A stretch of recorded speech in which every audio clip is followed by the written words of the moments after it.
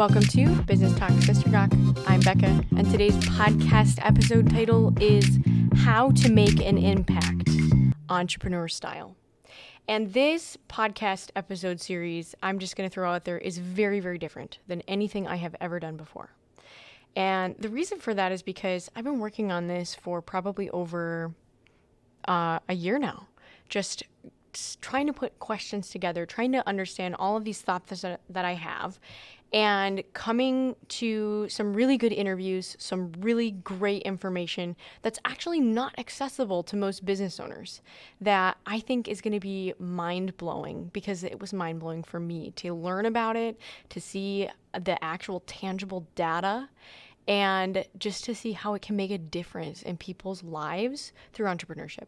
So thank you for joining me today. This style is going to be more investigative reporting in some ways, because a lot of the interviews that I've had, I'm actually going to put together in little maybe vignettes, maybe just a little bit of everything to have you listen in on what some employers are doing and how they've really cracked the code of making impact in people's lives and in ways that you would never think are out there.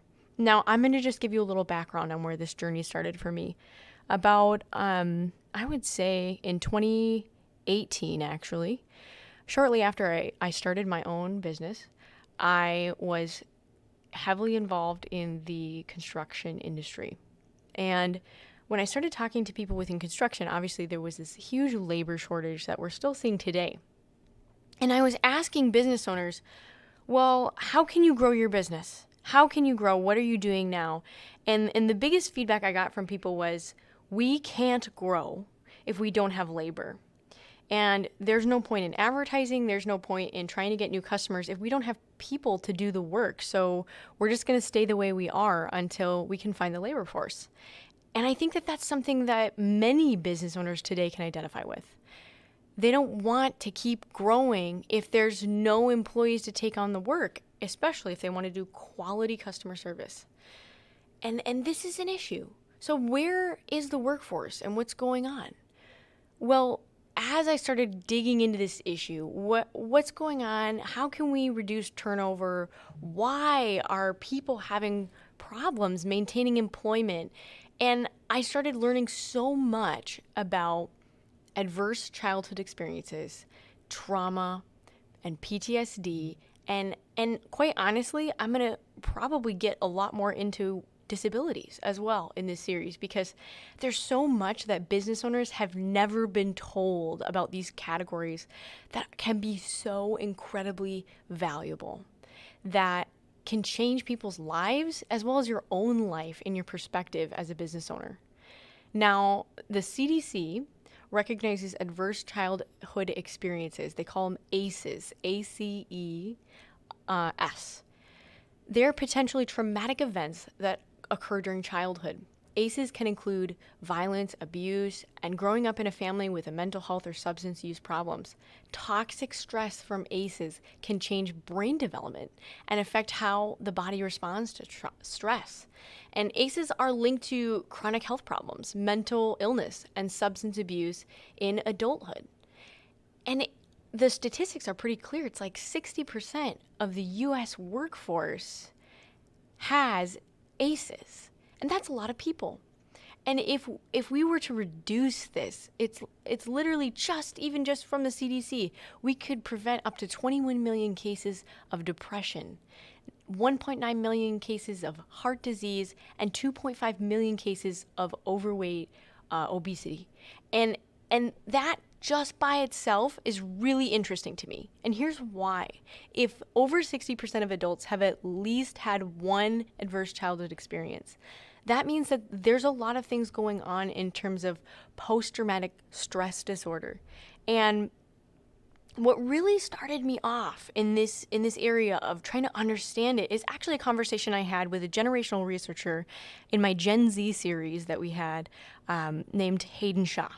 And one of the things that he said very specifically about Gen Z that we're going to see as a transition within the United States workforce and as kids go to college and everything is that Gen Z is going to take their mental health seriously. And what that looks like is far more flexibility with employment because you need it in order to take your mental health seriously.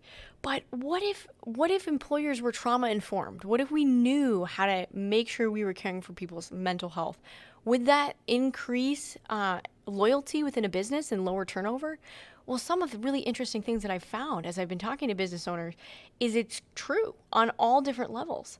And actually, there was a economic development agency in Wisconsin that started doing trauma-informed training with their staff, and they actually found that they were saving over $13,000 a year in new employee onboarding because they were able to keep people that felt it was safe and okay to take mental health days.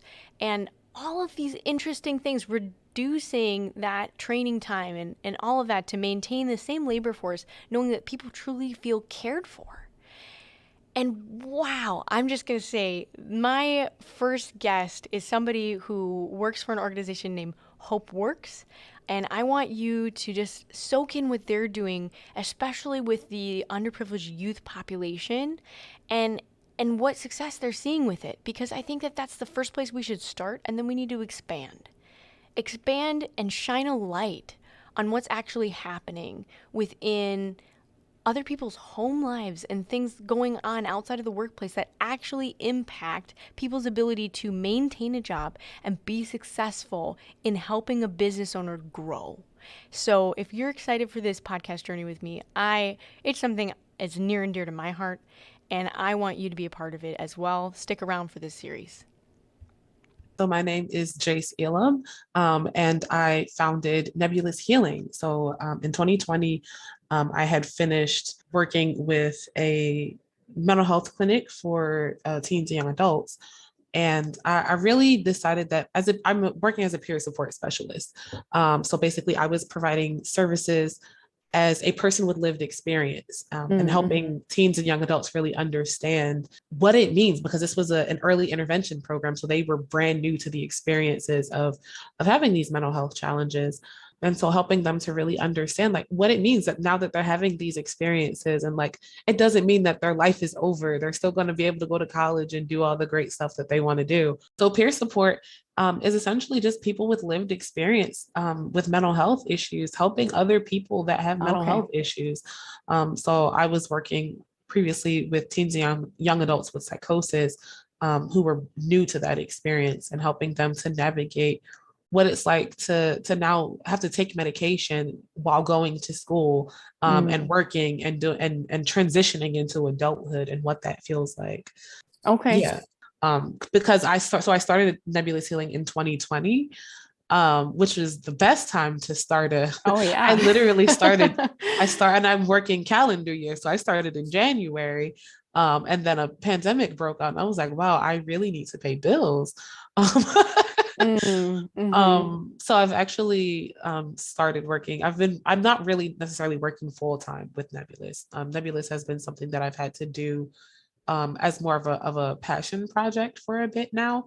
But the work that I'm doing full time is with Hope Works in Camden, and teaching about what trauma-informed practices are. So I do that as part of a team. I lead a team of interns in talking to businesses and organizations about trauma-informed care and how to implement those practices. Okay. So as you are seeing both sides and managing this team over for Hope Works, what have you been learning that you've been able to then reteach to businesses? So it's really, really interesting because these two things really tie in so well together, because I started Nebulous Healing because I felt like people really weren't understanding what trauma-informed care is and what it's supposed to be. I think there's a lot of clinicians that are operating as if they're practicing trauma-informed care, but they're not. And then through the process of working with HopeWorks, I learned that it's a little bit of that, but it's also a little bit of they've never even heard of trauma-informed care, which is terrifying. It's absolutely terrifying to me that therapists and psychiatrists don't know what trauma-informed care is. So I get to introduce the concept to people and help them really understand it and process it. And I think that's incredible.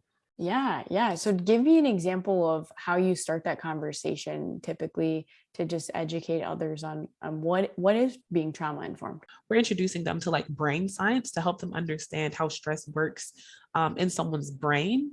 Mm-hmm. And then once they're processing how stress works on a person's brain, we're like, okay, now this is what it's like if you're a child. Okay, this is what it's like if you are a child and you're experiencing trauma at home.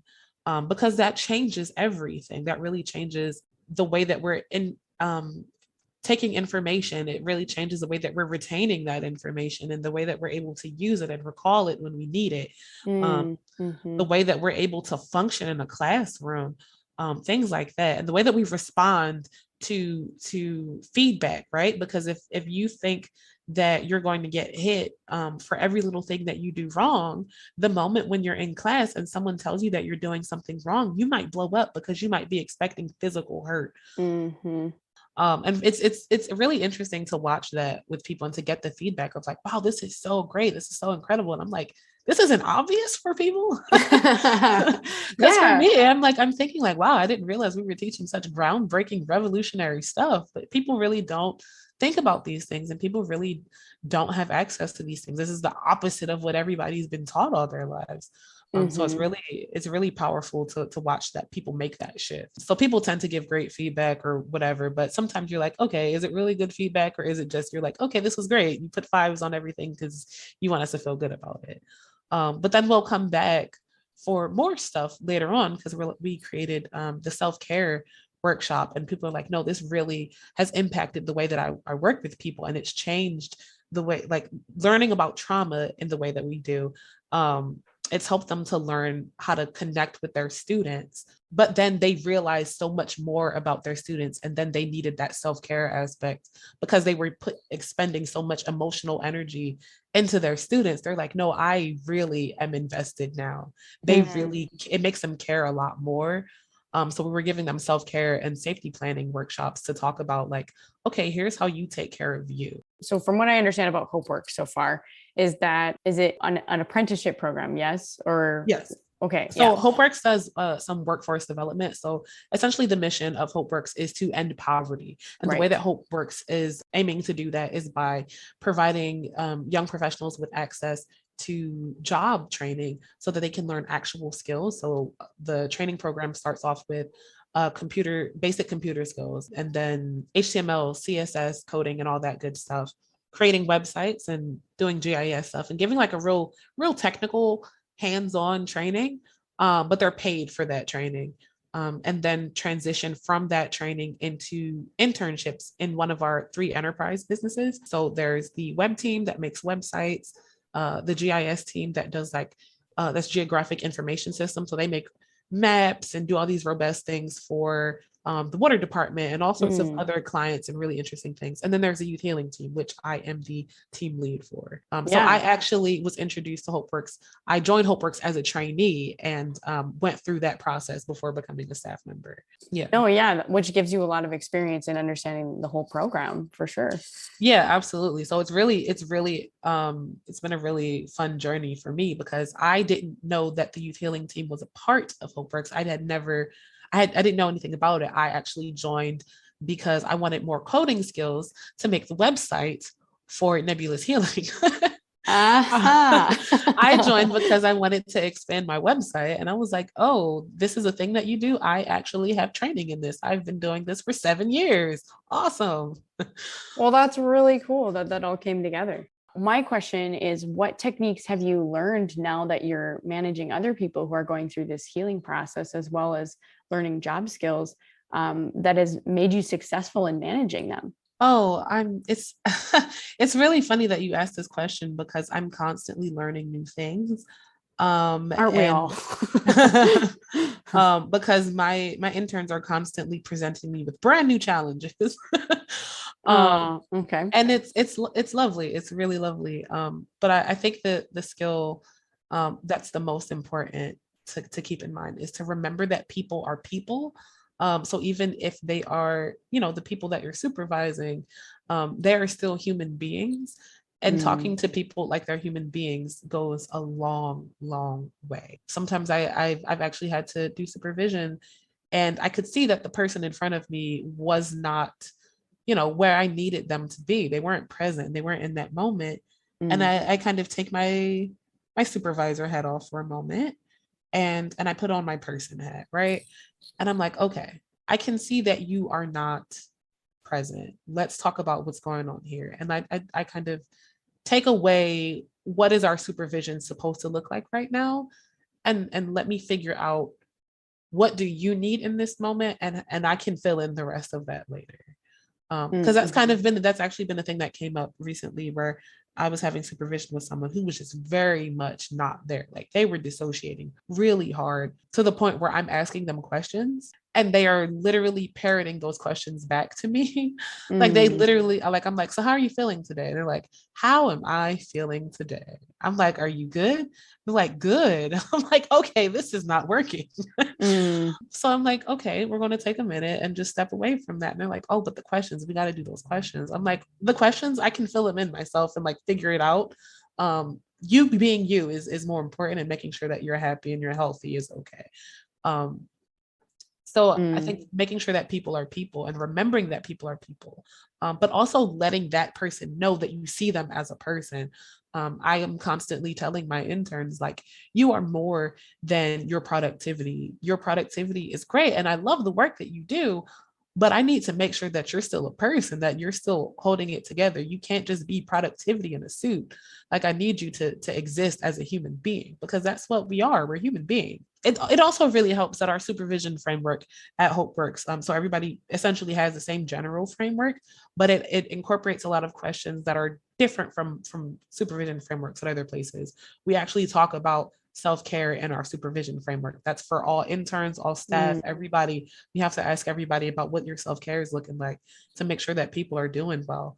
Asking people about, you know, any trauma triggers or anything that's been going on in the office to make sure that we're taking note of that, that we're being mindful of how we're treating people. And if there are, even if there's minute things that are upsetting for people or that are, you know, re-traumatizing people, we need to make sure that we're mindful of that. So again, we're teaching people how to work and how to hold a job. So I want to make sure, like, okay, what you're doing here is great, but I want to know, what do you want to do after this? How do I get you to where you need to be?